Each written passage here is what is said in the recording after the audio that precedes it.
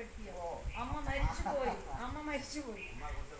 ആ, അവിടെ ഇരുന്ന അമ്മയുടെ. അപ്പൊ ഈ വാടകയ്ക്ക് തന്ന ചേച്ചി പറഞ്ഞു രാജിക്ക് വേണമെങ്കിൽ ഇത് എടുത്തോ, ഈ പെട്ടി എടുത്തോളാം.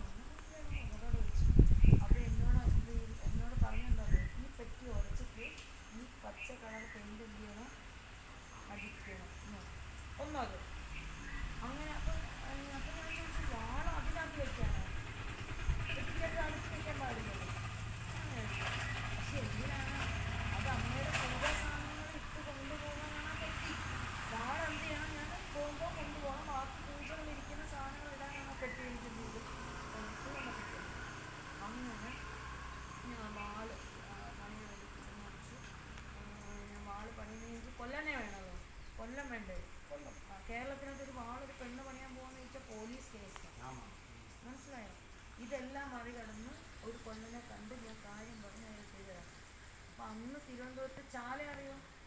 പത്മനാഭസ്വാമി. ആ ചാലയിൽ ഇതൊക്കെ കിട്ടുള്ളൂ, വാളിനുള്ള സാധനങ്ങളൊക്കെ കിട്ടത്തുള്ളൂ. ചാല കടയെല്ലാം ക്ലോസ്ഡ്. നമുക്ക് വാളിന് പിടിയിടണമല്ലോ, വാള് മാത്രം പോകത്തില്ലേ. അങ്ങനെ എല്ലാം വിഷമിച്ച് ഞാനിങ്ങനെ ഓട്ടോറിക്ഷ ചാർജെല്ലാം കൊടുത്ത് അന്വേഷിച്ച് വാളെടുക്കാൻ പറ്റുന്നില്ല.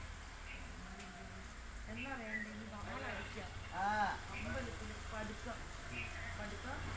വെക്കാം. അമ്പലത്തിൽ എന്ത് ചെയ്യണം, പടുക്ക വെക്കാം. അപ്പം അങ്ങനെ